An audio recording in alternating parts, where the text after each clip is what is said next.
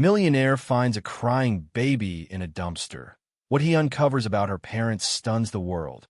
The rain was a relentless curtain, blurring the edges of the manicured lawns and the towering gates of James Carter's estate. Perched high on a hill overlooking the sprawling city of Seattle, the mansion was a monument to James's success. A success he'd achieved through decades of ruthless business dealings and a singular focus on building his real estate empire. At 62, James was a man who had everything money could buy. Yet he often felt a hollowness within him, a sense of isolation that his vast wealth couldn't alleviate. He was returning home late from a charity gala, an event he'd attended more out of obligation than genuine interest. The chauffeur-driven Bentley glided silently through the rain-slicked streets, the city lights a hazy blur through the tinted windows. As they approached the gates of his estate, James felt the familiar pang of loneliness, the anticipation of returning to an empty house, a house filled with expensive things but devoid of warmth or genuine connection. Suddenly, the car swerved, the chauffeur braking abruptly. "What was that?" James asked, startled. "I'm sorry, Mr. Carter," the chauffeur replied, his voice strained. I thought I heard something, like a cry." James frowned, dismissing it as the wind or the rain. But the chauffeur, a young man named Michael, common name, insisted on checking. He pulled the car over to the side of the road, near a large dumpster that sat outside the estate gates, awaiting the morning's collection. The rain intensified, drumming against the roof of the car. James, impatient and annoyed, was about to order Michael to drive on when he heard it too, a faint, high-pitched wail, barely audible above the storm. He hesitated, a flicker of something unfamiliar, concern, perhaps, stirring within him. He gestured for Michael to wait, and against his better judgment, he stepped out of the car into the pouring rain. The cry was coming from the dumpster. James approached cautiously, his expensive Italian shoes sinking into the mud. He peered inside, his stomach churning at the stench of rotting garbage. And then he saw her, a tiny baby, no more than a few days old, wrapped in a filthy trash bag, her face red and contorted with crying.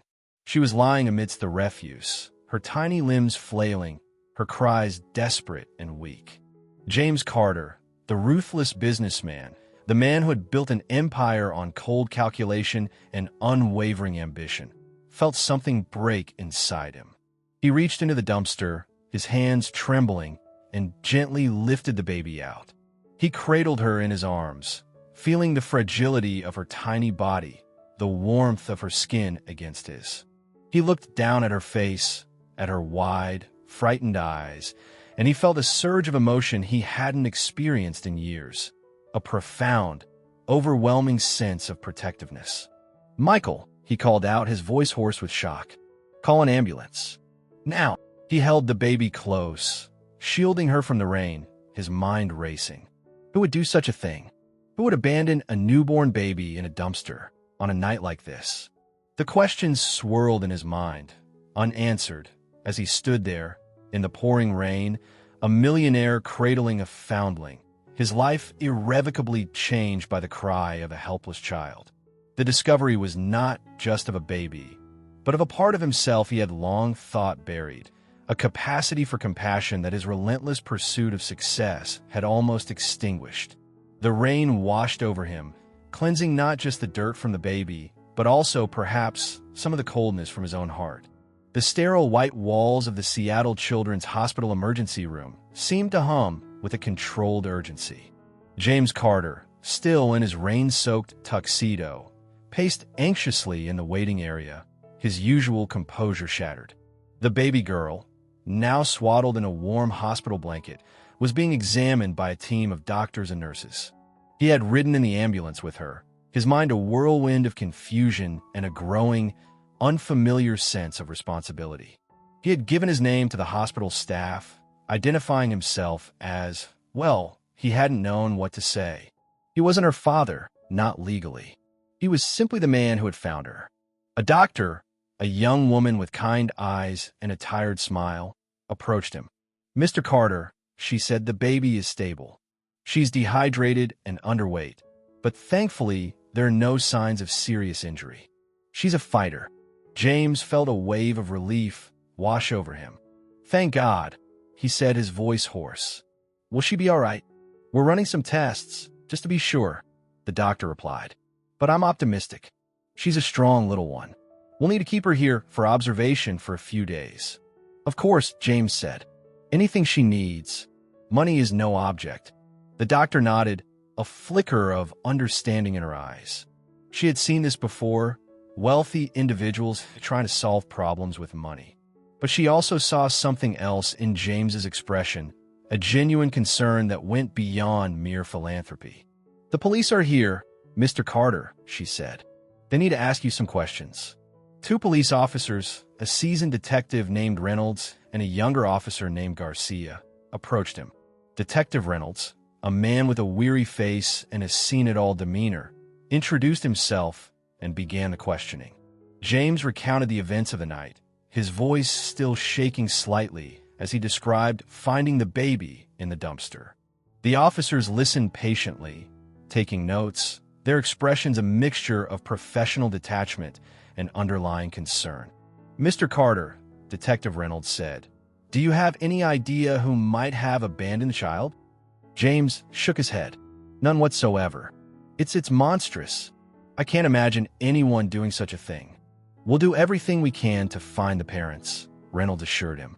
We'll check missing persons reports, hospitals, shelters. We'll leave no stone unturned. And the baby? James asked. What will happen to her? She'll be placed in emergency foster care, Reynolds replied, until we can locate her family or determine a more permanent solution. The thought of the baby, so small and vulnerable, being placed in foster care, troubled James. He felt a growing attachment to her, a sense of protectiveness that he couldn't explain. I'd like to help, he said, surprising himself with his own words. I'd like to take care of her. Until you find her parents, of course. The officers exchanged a look. It was an unusual request, but not entirely unheard of. Mr. Carter, Detective Reynolds said, that's a very generous offer. But it's not a simple process. There are background checks, home studies. It's a significant commitment. I understand, James said, but I'm willing to do whatever it takes. I can provide for her. I can give her a safe home. His voice was firm, determined. He knew he was stepping into uncharted territory, that he was making a decision that would fundamentally change his life. But he couldn't shake the feeling that this was the right thing to do, that this baby, this tiny, helpless creature, had been placed in his path for a reason. After a lengthy discussion, and after checking his completely clean records, the police agreed. The officers agreed to expedite the process, recognizing James's genuine concern and his ability to provide for the child. They arranged for a temporary custody order, allowing James to take the baby home once she was discharged from the hospital. As James sat there, waiting for the paperwork to be finalized, he felt a profound shift within him. The emptiness he had felt for so long, the void that his wealth and success had failed to fill, was beginning to be replaced by something else, a sense of purpose, a sense of connection, a sense of love. He looked towards a nursery window, where he could see the baby sleeping peacefully in a hospital crib. He didn't know her name, he didn't know her history, but he knew that he would do everything in his power to protect her, to care for her, to give her the life she deserved. The bridge to the past had begun to form, triggered by the faintest of cries in the rain. James, the detached millionaire, was becoming a guardian, a protector, his heart opening to a possibility he had never considered, a possibility that was both terrifying and exhilarating. The investigation had begun, but it was not just a police investigation. It was also an internal investigation, a journey into James's own past, a journey that would lead him to uncover secrets he had long buried and to confront a family history he had tried to forget. The days following the baby's discovery were a blur of activity for James. He transformed a guest room in his mansion into a nursery, filling it with everything a baby could possibly need. A crib, a changing table, clothes, diapers, toys, all the accoutrements of parenthood that he had never imagined he would acquire. He hired a nanny, a kind, experienced woman named Mrs. Rodriguez, to help him care for the baby, whom he had decided to name Hope. He spent hours simply holding Hope, gazing at her tiny face, marveling at the miracle of her existence. He felt a connection to her, a bond that defied logic and reason. He was determined to give her the best possible life, to protect her from the darkness that had brought her into his world. But he also knew he needed to find out who she was, where she came from, and why she had been abandoned. He couldn't shake the feeling that there was more to the story, a hidden truth that he needed to uncover. He decided to order a DNA test, a comprehensive ancestry and genetic analysis that might provide some clues to Hope's origins. He knew it was a long shot, but he felt compelled to try. He carefully collected a saliva sample from Hope, following the instructions provided in the kit, and sent it off to the lab. While he waited for the results, he continued to delve into his own past, trying to make sense of the nagging feeling that Hope's appearance had triggered. He thought about his family, his childhood, his relationships. He focused particularly on his younger brother, Robert, from whom he had been estranged for many years. Robert had always been the troubled one, the rebellious one, the black sheep of the family. He had struggled with addiction, with financial problems, with a series of failed relationships. He had resented James's success, blaming him for his own misfortunes. They had last spoken over 5 years ago, a bitter argument that had ended with Robert storming out of James's office, vowing never to speak to him again. James had heard rumors about Robert, whispers of his involvement in shady dealings, of his increasingly erratic behavior, but he had never known the full extent of his brother's troubles. The DNA results arrived, delivered by courier in a discreet package. James sat alone in his study, his hands trembling as he opened the envelope. He scanned the report, his eyes widening in disbelief, his heart pounding in his chest. The results were conclusive. Hope was not just related to him. She was his niece.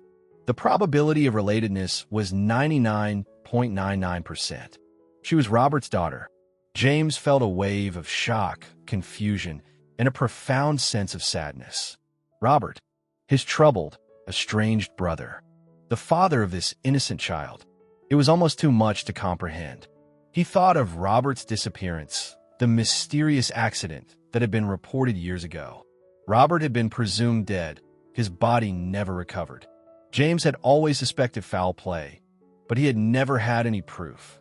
Now, holding the DNA report in his hands, he knew that the truth was far more complex, far more sinister than he had ever imagined. Robert hadn't just disappeared, he had been silenced.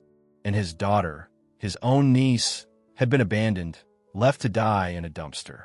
James felt a surge of anger, a fierce determination to uncover the truth, to bring those responsible to justice. He knew he couldn't do it alone. He needed help, professional help.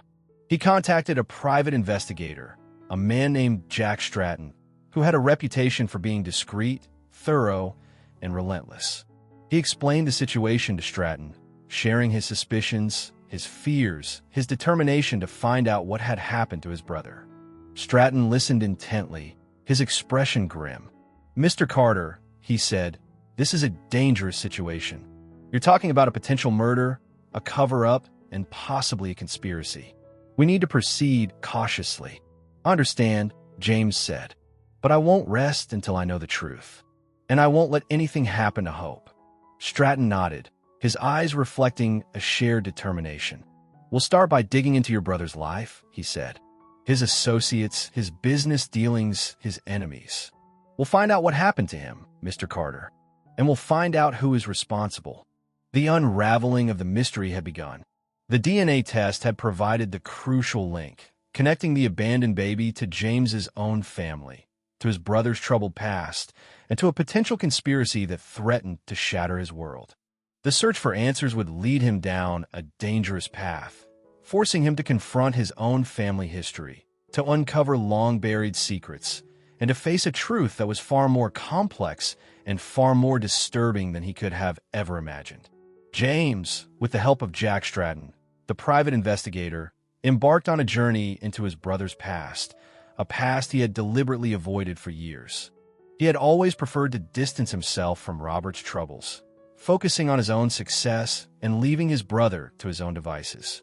Now, he was forced to confront the consequences of that detachment, to delve into the darkness that had consumed his brother's life. Stratton's investigation began with the official police report on Robert's disappearance. The report was cursory, incomplete, and ultimately inconclusive. Robert had been reported missing by his then-girlfriend, a woman named Lisa, a different Lisa. He had supposedly gone on a hiking trip in the Cascade Mountains and had never returned. A search and rescue operation had been conducted, but no trace of him had been found. The case had been closed, classified as a probable accident, a hiker lost to the wilderness. But Stratton, a seasoned investigator, saw red flags. The report lacked detail, there were inconsistencies in the witness statements, and there was no evidence of any foul play, despite Robert's known history of involvement in risky ventures. Stratton started by interviewing Lisa, Robert's former girlfriend. She was now living a quiet life, remarried, with children. She was initially hesitant to talk, still fearful of the past. But Stratton's persistence and his genuine concern for Robert's daughter, Hope, eventually persuaded her to cooperate. Robert was involved in some shady dealings, Lisa said, her voice trembling. He owed money to some dangerous people. He was always looking over his shoulder, always worried about someone coming after him. She described Robert as a charismatic but troubled man, prone to impulsive decisions and reckless behavior. He had been involved in various get-rich-quick schemes, some of which had bordered on illegal. He had associated with criminals, gamblers, and drug dealers. He was always chasing the next big score, Lisa said. He thought he could outsmart everyone, that he could get away with anything. But he was in over his head. She revealed that Robert had been particularly anxious in the weeks leading up to his disappearance. He had received threatening phone calls, anonymous letters, and he had even claimed to have been followed. He told me he was going on a hiking trip to clear his head, Lisa said, but I didn't believe him. I think he was running away, trying to escape something or someone. Stratton then tracked down some of Robert's former associates, a motley crew of gamblers, con artists, and small-time criminals. They were reluctant to talk, fearful of retribution, but Stratton, using a combination of persuasion and veiled threats, managed to extract some information. They confirmed that Robert had been involved in a high-stakes gambling ring, that he had accumulated significant debts, and that he had made some powerful enemies. They also revealed that Robert had been involved in a scheme to launder money through a series of shell corporations, a scheme that had gone wrong, leaving him owing a large sum of money to some very dangerous people. One name kept surfacing in these conversations: Victor Martel, a notorious crime boss known for his ruthlessness and his vast network of influence. Martel was rumored to be involved in drug trafficking, extortion, and even murder. He was a man to be feared, a man who controlled a significant portion of the Seattle underworld. Stratton realized that Robert's disappearance was likely connected to his involvement with Martel and the money laundering scheme. He suspected that Robert had either stolen from Martel, crossed him in some way, or had become a liability, a witness who could potentially expose Martel's criminal activities. He also began to suspect that the police investigation into Robert's disappearance had been deliberately sabotaged, that someone with influence had covered up the truth, protecting Martel and his associates. Stratton shared his findings with James, who was both shocked and saddened by the revelations. He had known that his brother was troubled, but he had never imagined the extent of his involvement in the criminal underworld. He felt a profound sense of guilt, a realization that he had failed his brother, that he had turned a blind eye to his struggles. "I should have helped him," James said, his voice filled with regret. "I should have reached out to him, tried to get him out of that life. But I was too focused on my own success, my own ambitions." Stratton placed a reassuring hand on James's shoulder. "You can't blame yourself, Mr. Carter," he said. "Your brother made his own choices. But you can help him now by finding out what happened to him and bringing those responsible to justice." James nodded, his resolve hardening. He was determined to uncover the truth, to avenge his brother's death, and to protect Hope from the legacy of his father's past. Robert's shadow, The darkness of his life and the mystery of his disappearance loomed large, casting a long shadow over James's present. But James was no longer running from a past. He was confronting it, head-on, driven by a newfound sense of purpose, a commitment to family, and a burning desire for justice. The investigation was becoming more than just a search for answers. It was a journey of redemption, a quest to reclaim his brother's memory and to build a better future for his niece. The investigation into Robert's disappearance, fueled by James's determination and Stratton's relentless pursuit of the truth, began to focus on Victor Martel and his criminal organization. Stratton, using his contacts within law enforcement and the underworld, gathered information about Martel's operations, his associates, and his history of violence and intimidation. He discovered that Martel controlled a vast network of illegal activities, including gambling, drug trafficking, and money laundering. He had a reputation for ruthlessness, for eliminating anyone who crossed him or threatened his empire. He also had connections to corrupt officials within the police department and the local government, ensuring his protection and allowing him to operate with impunity.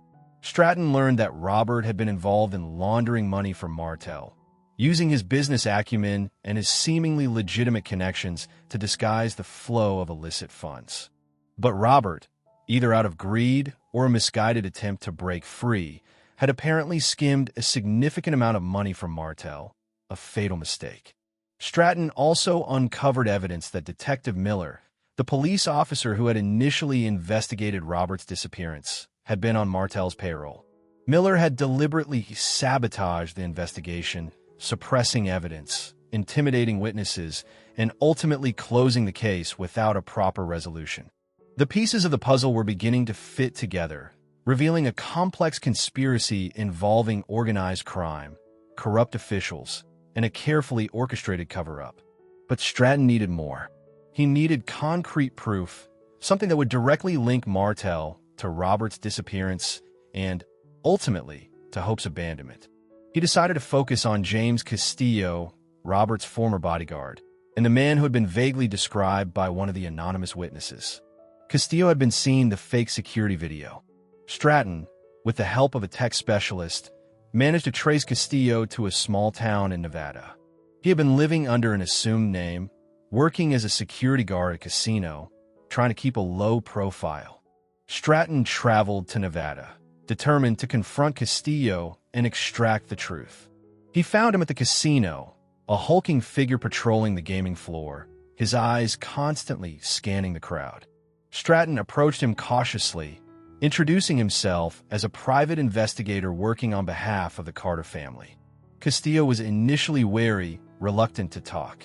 But Stratton persisted, presenting him with the evidence he had gathered, the inconsistencies in the official investigation, the witness testimonies, the growing suspicion surrounding Martel. "I know you were involved, Castillo," Stratton said. "I know you were working for Martel. And I know what happened to Robert Carter." Castillo's face hardened, his eyes filled with a mixture of fear and defiance. "I don't know what you're talking about," he said. "I haven't seen Robert in years." Stratton pressed further, reminding Castillo of the consequences of his silence, the potential charges he could face, the possibility of spending the rest of his life in prison. He also appealed to his conscience, reminding him of Robert's daughter, Hope, the innocent child who had been abandoned because of Martel's greed and ruthlessness. Finally, Castillo cracked. The years of guilt, of fear, of living a lie had taken their toll. He confessed.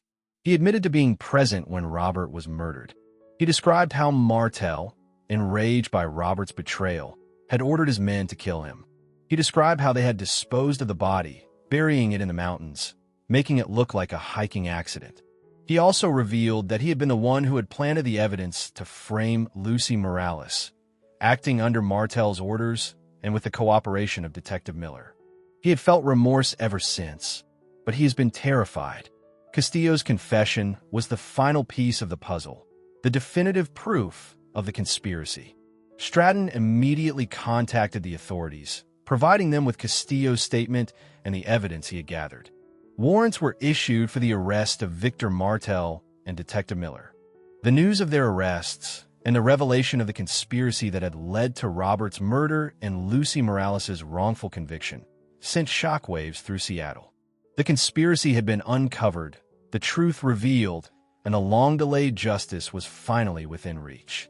James Carter, driven by his love for his niece and his desire to atone for his past neglect, had played a crucial role in bringing down a powerful criminal organization and exposing the corruption that had allowed it to flourish. The investigation had transformed him, stripping away his detachment, revealing his humanity, and connecting him to a family he had never known he had. The truth, once buried beneath layers of deceit and manipulation, had finally surfaced, bringing with it the promise of justice, of healing, and of a new beginning for all those who had been affected by the darkness of Martel's criminal enterprise. The arrest of Victor Martel and Detective Miller was a major victory, but it was not the end of the story. The legal proceedings, the trials, and the inevitable appeals would take time, and the emotional wounds inflicted by their crimes would take even longer to heal. James Carter, however, was determined to see the process through, to ensure that justice was served, not just for his brother, Robert, but for Lucy Morales, for Hope, and for all the other victims of Martel's criminal empire. He hired a team of top lawyers to represent Hope's interests and to assist the prosecution in building a strong case against Martel and Miller. He also provided financial and emotional support to Lucy Morales, helping her to rebuild her life and to fight for the compensation she deserved for her wrongful conviction. The trials were highly publicized, drawing national attention to the case and exposing the systemic corruption that had allowed Martel to operate with impunity for so long. The evidence against Martel and Miller was overwhelming. Witness testimonies, financial records, forensic evidence, and, most damningly, Castillo's confession. Martel, despite his wealth and influence, was unable to escape justice. He was found guilty of murder, conspiracy, racketeering, and a host of other charges. He was sentenced to life in prison without the possibility of parole. His reign of terror finally brought to an end. Miller, the corrupt detective, was also found guilty of his role in the conspiracy. He was stripped of his badge, his pension, and his freedom, sentenced to a lengthy prison term.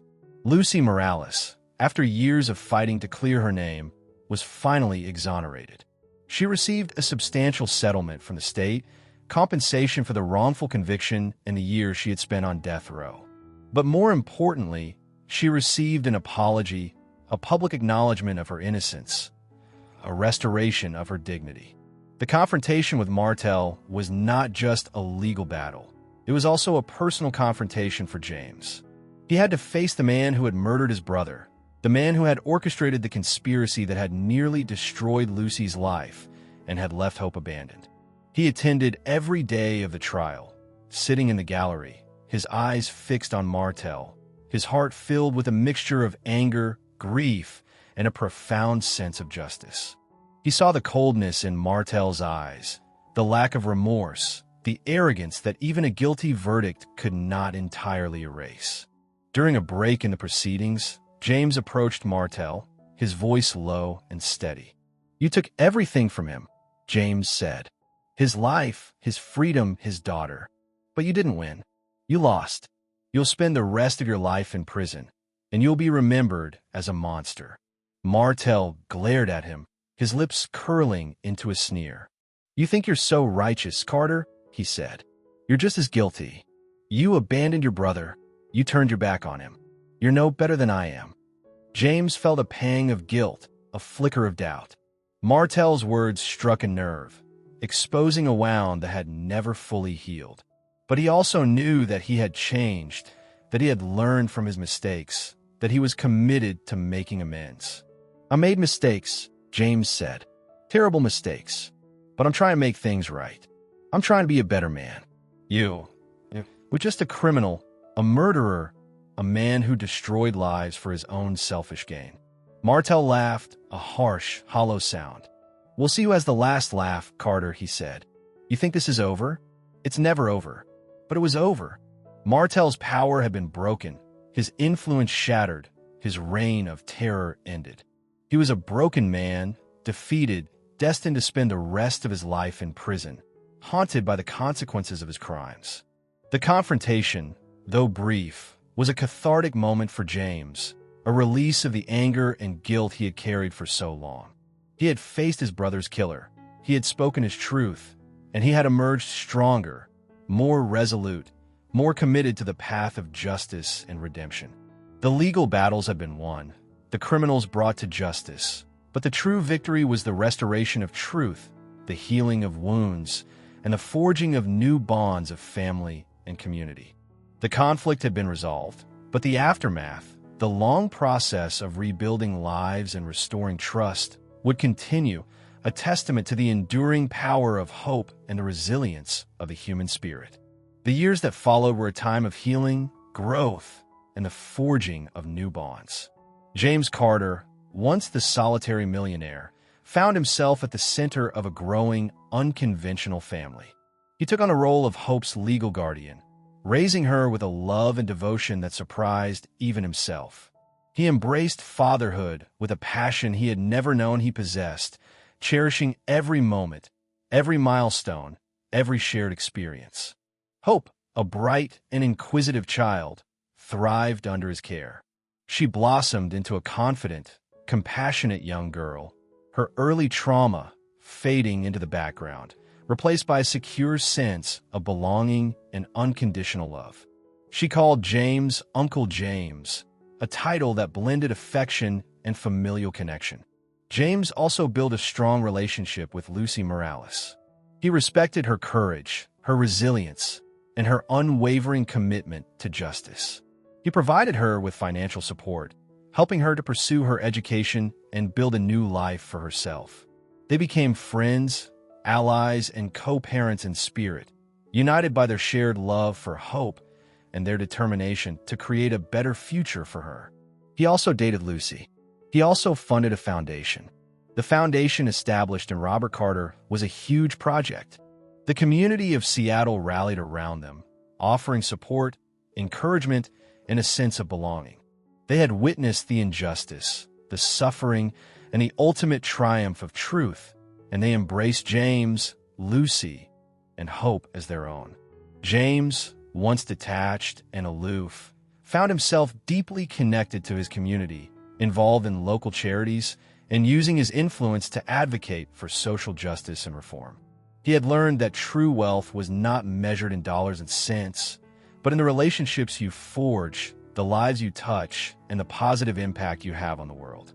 He also reconnected with his own estranged family, reaching out to distant relatives, seeking forgiveness for his past neglect, and rebuilding bridges that had been broken by years of silence and misunderstanding. He discovered that family was not just about blood ties, but about shared experiences, mutual support, and unconditional love. The story of Hope, the abandoned baby found in a dumpster, became a local legend, a symbol of hope, resilience, and the transformative power of human connection. It was a story that reminded people that even in the darkest of times, there is always the possibility of light, of healing, of new beginnings. As Hope grew older, James told her the truth about her past, about her father, about her aunt, about the circumstances of her birth. He didn't shy away from the difficult details, but he also emphasized the love, the courage, and the resilience that had brought them together. Hope, though initially saddened by the story of her father's death and the circumstances of her birth, grew to understand and appreciate the sacrifices that had been made for her, the love that surrounded her, and the strength of the family that had been forged in the crucible of adversity. James Carter, the millionaire who had once lived a life of empty luxury, had found true fulfillment in the most unexpected of places, in the love of a child, in the bonds of family, and in the service of a cause greater than himself. He had discovered that a family found, a family created through circumstance and choice, could be just as strong, just as meaningful as a family bound by blood. And he had learned that redemption was always possible, that even the most profound mistakes could be overcome by commitment to truth, justice, and the unwavering power of love.